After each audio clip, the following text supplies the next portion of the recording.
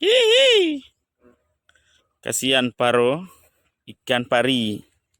Ini namanya ikan pari, pemirsa di rumah. Ini ditangkap oleh bergoyang. Hihi.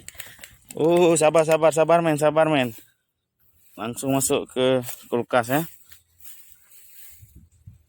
Ini kita bakar enak nih. Dah, gobang. Mat. Lah.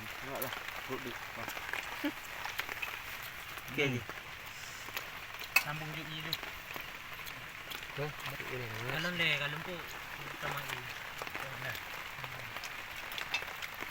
Ngantuk aja. Ini dugan dengan kereta tanya. Ngantuknya. Mantap. Hurrah. Bi Prastamo din. Oman.